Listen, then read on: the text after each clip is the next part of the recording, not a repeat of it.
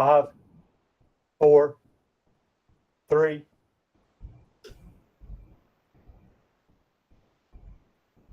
Well, good evening, elementary school parents for Catawba County Schools. I am Matt Stover. I am the superintendent. Thank you for joining us for our town hall meeting this evening. We have several things to go over. I want to start with a big thank you to you and our students and staff. Our students have done such a wonderful job in our schools. They have done a great job with our 3 W's, wear, wait, and wash. They have been so pleasant and prepared, and parents, that is a tribute to your preparation for our students. So I just want to say a big thank you to you. Tonight we may have some staff across Catawba County joining us as well, and I'd be remiss if I didn't thank all our staff for all they're doing, and our school board. We've had to make a lot of changes and of course change along the way, just as you have parents. And so I want to thank all our staff in Catawba County before we get started tonight. You know, typically you would hear me say all the positives and how wonderful everything is, and I'll tell you there's a lot of positives, but we know that this time is not easy for you. It's certainly not easy for us. We're all working and raising kids and trying to get them their schooling at home and in school, and our staff's battling the same thing. So we just want to thank you for your flexibility and patience during this time. So tonight, I want to thank you for submitting your questions. We'll hit most of those tonight in the town hall meeting. We will also be sending those back out, our frequently asked questions, with all the answers to your questions. So thank you for taking time to send us your questions, and hopefully we'll meet many of those tonight. Our overview tonight, we're going to start with a COVID-19 update with our special guest, our director of the Catawba County Public Health Department, Ms. Jennifer McCracken. She'll be joining us. I'll be talking about state decisions versus local decisions. I'm going to talk about the why about the return to grades 2 through 5. Also be talking about some transportation changes. Also be talking about some academic priorities, some sanitation that we are doing, and any personnel things that may be associated with our return to grades 2 through 5. So that kind of gives you the overview. At this time, I'd love to turn it over to what is now not only a colleague, but a friend of mine that we've worked closely with. It almost seems like daily. Ms. Jennifer McCracken, our director of our Catawba County Public Health Department, for our COVID-19 update and processes and procedures. Thank you, Dr. Stover. We just appreciate just your partnership and how well Catawba County schools have worked with Catawba County Public Health during these unprecedented times.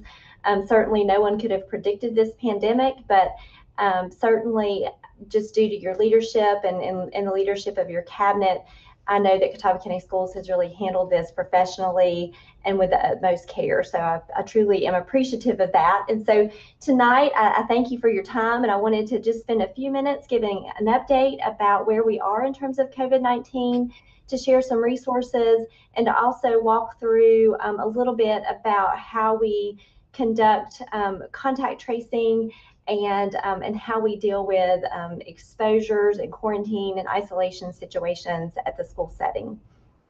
So as of today, we have 3,681 laboratory confirmed cases of COVID-19 in Catawba County. There have been 61 COVID-19 deaths in Catawba County so far.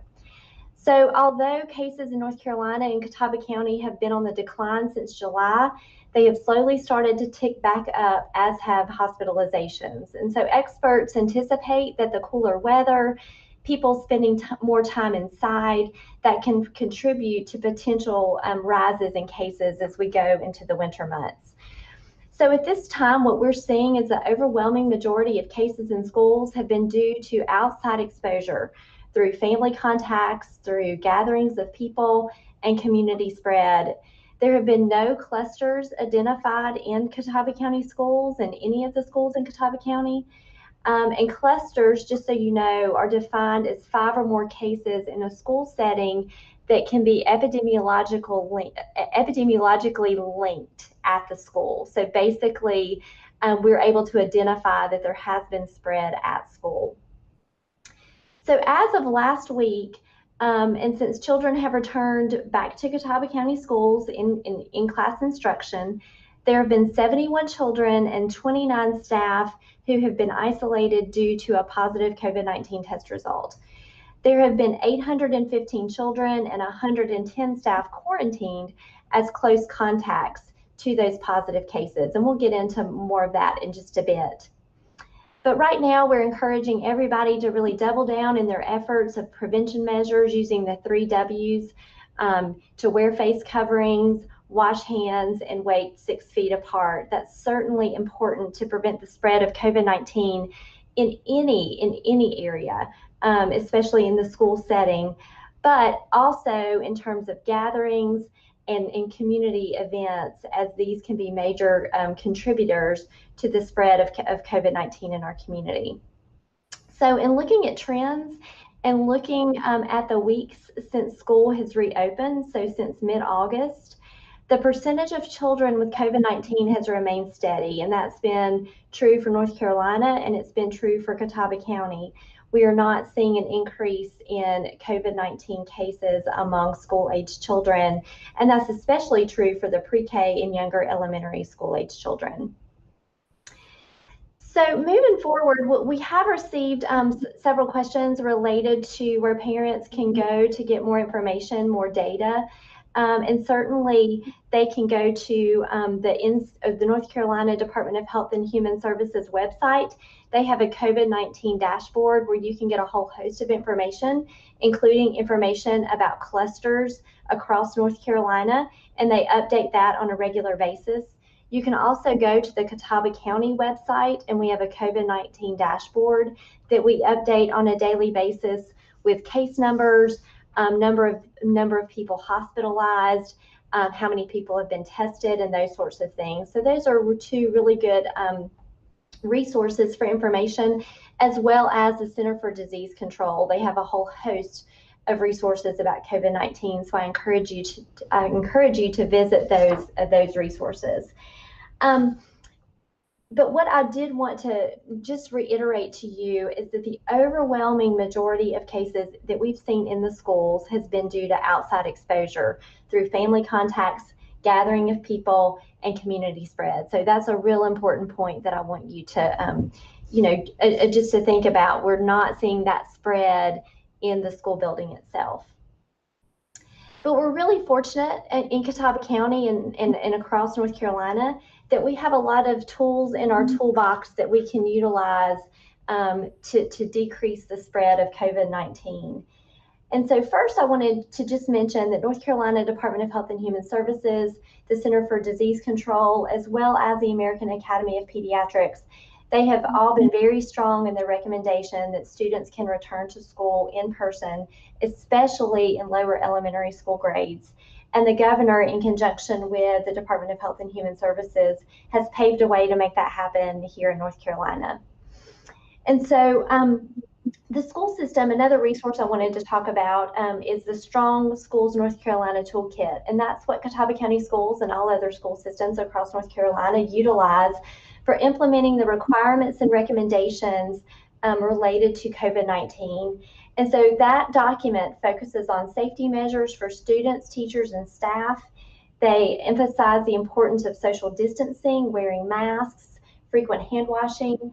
And so we realize that none of those measures used alone is going to be 100% effective, but the 3 measures used in conjunction with each other really provides effective protection against COVID-19. And so I certainly invite you, if you haven't seen that toolkit yet, I invite you to go and look at that toolkit. It's got a lot of really good information.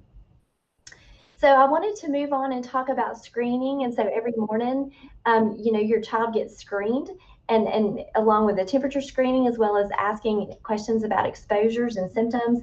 And that's a part of the Strong Schools North Carolina guidance. It's something that's required, and it's an important tool because it helps prevent children who may be infected from entering the school building and potentially exposing and infecting parents or teachers. And so it's one of the tools that school administration, that school nurses use to help prevent the spread of COVID-19 in the school setting. And I also wanted to just make mention of our school nurse team. And they truly are an invaluable tool in this COVID-19 response. Catawba County Public Health, we maintain and we always have a robust school health program.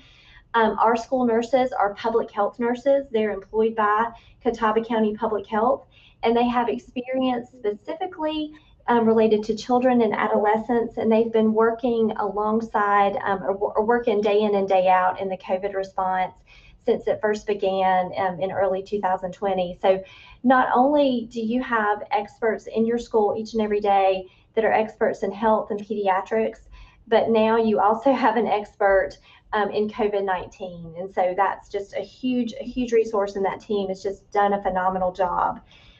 We are also in partnership with Catawba County Schools, adding some temporary school nurse positions right now. And there will be 2 additional full-time school nurses that will be added to Catawba County Schools in the coming weeks to supplement the work that our tremendous school health team is already taking a part of. So we're certainly trying to increase the capacity of healthcare resources that you have in your school building each and every day. So moving forward and thinking about and talking about symptomatic children and staff, school nurses are working with parents, children, and school staff to quickly identify those students who may be symptomatic, who may have symptoms related to COVID-19. And so students and staff who show symptoms while they're at school are immediately quarantined, and we're contacting the student's parent or guardian to let them know, to notify them to come pick up their child and to give them further instructions.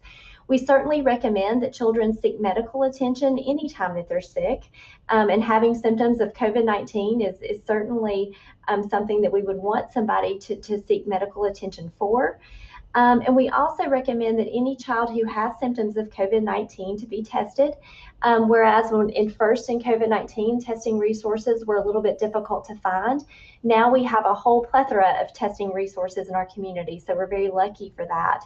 And so there's a lot of testing opportunities available. So if the child would be diagnosed by their medical provider with a different illness, because we know that, you know, strep throat and ear infections, none of those have gone away, and they're diagnosed, you know, with a different illness that could explain their symptoms, such as strep throat or an ear infection, that child can return to school based on and following the normal protocols that they normally would.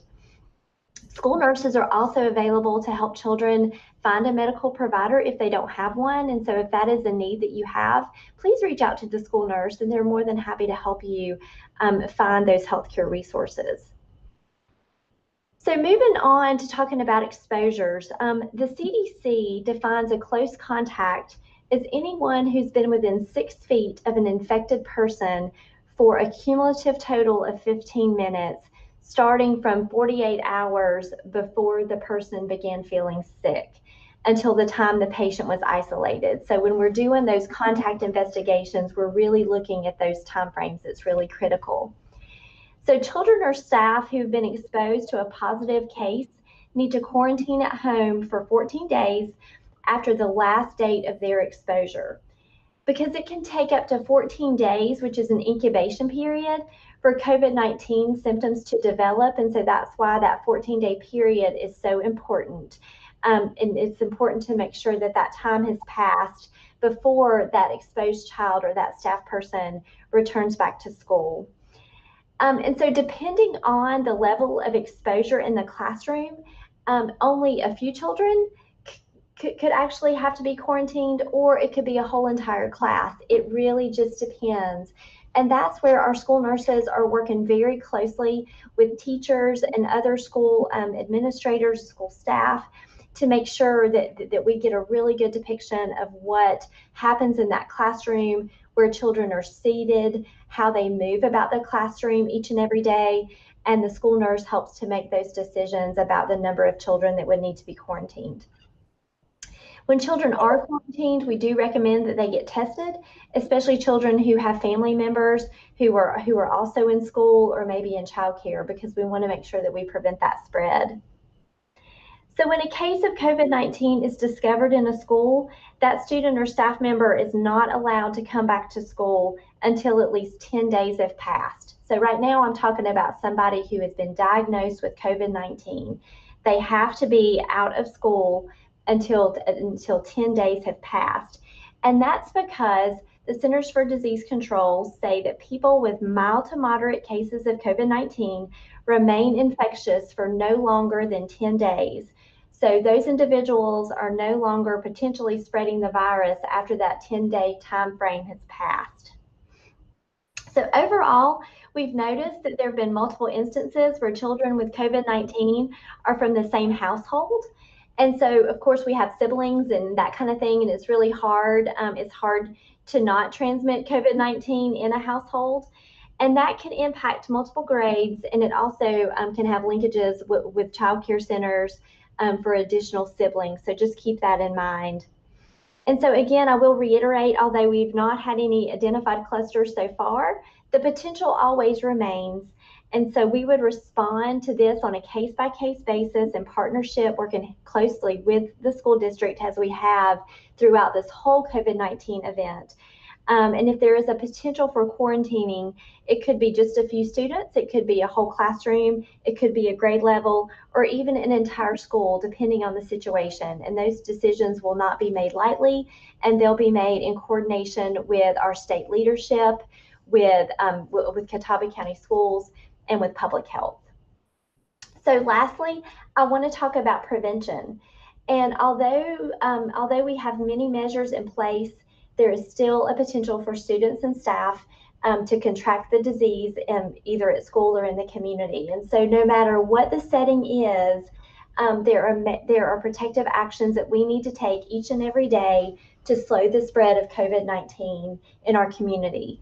And so that is practicing those 3 W's, and I'm sure you've heard them a lot, but wearing a cloth face covering over your mouth and nose, especially when you can't practice social distancing, waiting 6 feet apart and avoiding close contact, and ensuring social distancing as much as you possibly can. And I know that Dr. Stover is going to talk about that in a minute. And then also washing your hands with soap and water, scrubbing those hands for at least 20 seconds, and then using hand sanitizer. And I know that those products are readily available in the school setting, which is great. So again, although none of these measures alone are 100% effective, they can be most effective when they're all 3 used together. So with that, I'll conclude my comments. And certainly, I just appreciate your time and attention this evening. So thank you. Well, thank you, Ms. McCracken. We value your partnership greatly, and thank you to our school nurses. I know they're working day and night and on the weekends contacting parents. So thank you, and for all your guidance and leadership.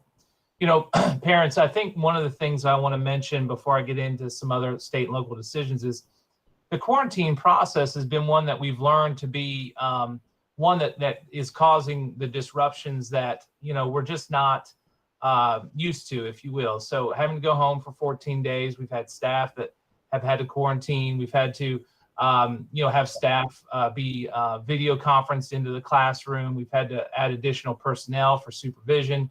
And our staff continues to find ways of doing this. And then secondarily, you parents are left trying to find childcare. And so I think I would be, again, remiss if I didn't mention the fact that one of our major priorities is face-to-face learning, and we value that tremendously here in this county.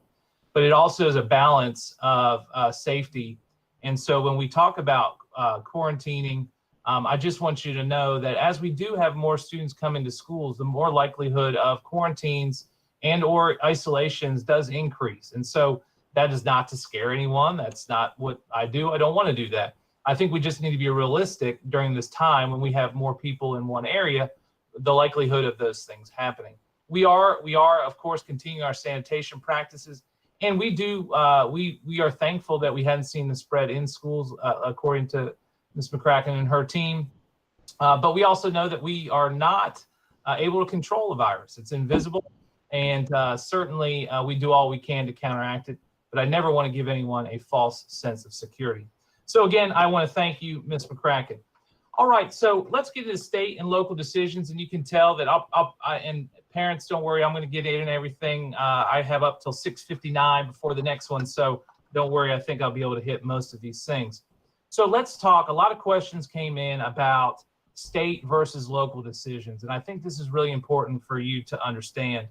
We only can control what the plan is that we are given. So currently, we have to be on Plan B for 6th through 12th grade, and now we are allowed to be on Plan A. Now the district, local school districts can become more restrictive if necessary. We were one of 34 districts that started the school year on Plan B because of the input we got from our staff and parents, and in conjunction with our health department, we felt like we could do that as safe as possible. But it's to note that we just can't come out and say 6-12 we're Plan A.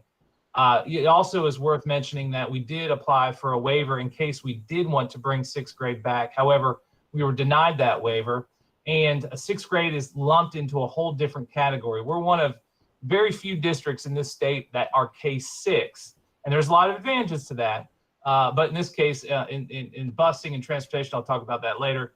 And in this case, maybe some disadvantages. But I did want you to note that.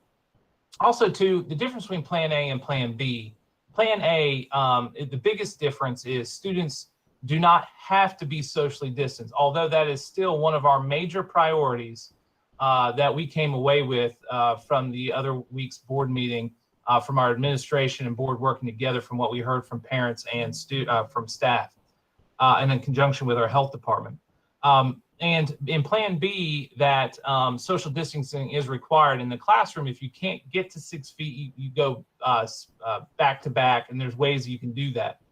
But our goal, K-5, is to be 5 to 6 feet socially distanced, and we've come up with a lot of creative ways to make that happen. And so I wanted you to know that that is the biggest difference. The other is the transportation piece, and 6th graders have to be one to a seat on the bus, and so we're having to make some changes to our busing, and you'll hear from your school about any changes that may affect you and your family, and I'll talk about that a little later. So I did want to point that out. So why are we bringing 2nd and 3rd grade back on October 20th, which is next Tuesday? That is right after our 9 weeks. Well, we again feel like face-to-face is a major priority, and the other priority is social distancing. What I have learned during this pandemic is that you have got to find priorities. If you don't have priorities, you'll be shooting aimlessly. And in this case, those are our 2 priorities. So, and how did we get those? We got that from the parent survey and the staff survey, and in conjunction with our health department of safety needs. So we're using the school board and the administration using all of those to make decisions. And as you well know, those decisions are hard and difficult, and we continue to try to do what's in the best interest of our students and staff, balancing that safety and education piece. So that is why we're coming back 2nd and 3rd. And why is there a difference in timeline? Well, in order to social distance, which is one of our major priorities, we're recreating. And what does that mean? We're having to physically move classrooms. Our goal 4-5 is to only have 21 to 21 students in that class to have 5 to 6 feet of social distancing. So we're having to rework that class. In some cases, we're leaving the classes together and moving to a larger area. Maybe it's a media center. Maybe it's a part of a cafeteria.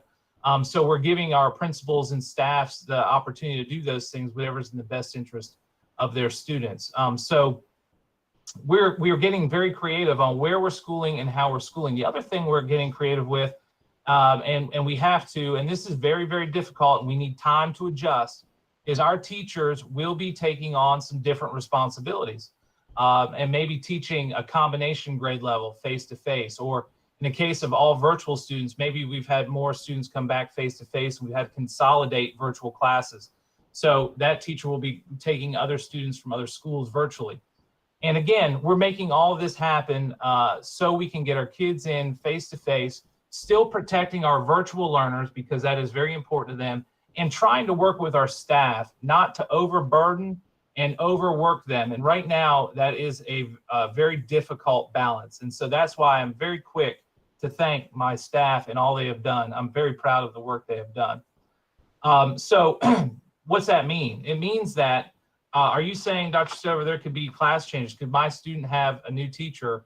Yeah, they could. If you're coming back face-to-face and be a teacher in that school. And they also may be in a different classroom. Safety is the priority. Face-to-face is the priority. The good news in this situation is, although it's like we've had teachers go out on maternity leave and you've had a long-term sub come in, that's not uncommon. But it is, in this case, you do have a certified teacher, one of our great Catawba County Schools teachers. So we are thrilled to be able to do that. We do know it's not a perfect situation, but we do know that that is something that will be coming to ensure that we can continue our social distancing. The other thing that's really important to point out, kindergarten through third grade can only have 21 students in each class, which makes social distancing a lot easier. And the state gives us teachers for that. Now, for all the way to 12, there are no class size requirements. And then the state allots the teachers 1 to 26 in elementary school and 1 to 27 to 29 in middle school and high school. Well, depending on how sections work, that includes your fine arts teachers, that includes your PE teachers, that includes your reading teachers, that includes your social studies teachers, fill in the blank. So how does all that work? Well, all that means that some of our class sizes are 28 to 32, depending on where you're at. And some high school classes can even get up to 35, which is not the best case scenario, but certainly one that we have to work with. So in 4th and 5th grade, we have large class sizes. When they come back face to face, we have got to be able to split those classes up and so we can social distance. The thing that I want to make sure that you hear out of all of this in our return October 20th and November 30th is that virtual students stay virtual, and we'll be able to offer, and we can offer that all year. So I know that was important to them, although it may not be anyone on this particular town hall. So the other thing we really need is time to see the data. We need to see that our procedures are still working, and we need to see the data. Right now we're quarantining, you heard the numbers, between 800 and 900 total people. And that's a disruption to your family. That's a disruption to our school, and disruption to learning. That's hard on the student, and it's hard on the staff. And so balancing that. Now, the good news is when we give that 800 number is, we have approximately about 12,000 students that are face-to-face right now. So that's kind of what we're working with. We have about 15,500 students altogether. So that is something that to keep in mind as well. Another big question that came up, I want to hit, why Fridays? Why are we doing virtual learning on Fridays? Folks, our teachers need all the time in the world to have communication, to plan engaging. A new process through our Google Classrooms, as you guys can see, are not easy to create. And sometimes we're learning how to make them even more inviting to navigate so parents can help in that process and students are engaged. We also need time to communicate with our virtual learners. We have so many teachers that are teaching both virtual students and face-to-face students, and right now they're AABB, so there's only 3 pathways that they're trying to create and teach. So it is a hard task, and so we need time for them. The other thing is that virtual Friday is still a learning day for students. Keep in mind that we have said that our at-home learning should be 4 to 6 hours a day. That's on your virtual 2 days off and your 1 virtual Friday. So it's about 4 to 6 hours a day. And what we're learning is that when teachers lesson plan for 1 hour, that gives a student about an hour and a half work, according to some research from our Friday Institute here in North Carolina. So we're balancing that. We know that sometimes it's too much, sometimes it's too little. I encourage you to contact your teacher and say, hey, this is just too much for us right now. I got this going on. Listen, we know we'll help you out. Or if it's too little, please talk to your teacher. We'll be able to help you out. I have talked to our teachers multiple times, and they care so much about the education of your children that they're trying to find ways of getting through all the curriculum and trying to engage every student, whether they're engaging or not back. And so that has been also a challenge for us to reach students who are not being reached on the virtual days. So that takes time on those Fridays. So I also want to tell you about our sanitation and temperature taking. None of that will change as our 2nd through 5th grade students come back. We'll continue to monitor that. Will continue to happen. And of course, if you have any symptoms, please, I encourage you to stay at home. And so, and here it is, you've heard it from the superintendent. If you write a note saying, my child was sick, from Matt Stover, the parent, that is an excused absence that will not hurt you. And we will certainly gladly take that. Please write that and send it to the office. And we're not here to get anyone in trouble. We're here to work together, and certainly don't want anyone coming to school sick. I did mention earlier about transportation. Our transportation will be changing. We're going to have to either combine K-6 on a bus only if they can go 1 per seat, or if that's too many on that route, then we'll have to have a separate 6th grade bus. I want to thank our assistant principals and our bus drivers who sat down and made a plan, and they'll be communicating that plan. You saw we sent you a text message last night about that coming out. I'll still be able to get kids to school and from school in the same amount of time. But what you need to know is that if you're concerned about K-5 sitting 2 to a seat, then I would encourage you to bring your child to school or pick them up, because although it's a recommendation, it's not a mandate or requirement. We just don't have enough buses or drivers to do 1 per seat K-5. So that is why that decision was made. I want to get into academics here. I've got about 10 minutes. Some questions came in about academics, balancing that workload, and I already hit on that. Please contact your teacher if it's too much. If your child's having trouble working the Google Classroom, our teacher can do a Google Hangout with you and your student. And in rare cases, and we've heard this, in rare cases, if there was unresponsive teacher to that, please contact the principal. We'll help you out. We do ask our teachers to return parent phone calls and emails within 24 hours. And again, I don't make excuses for people. I don't make excuses for anyone. The reality is everyone's got a lot on their plate, your student, you, and our staff. But I promise you we'll get to it and certainly help any way we can.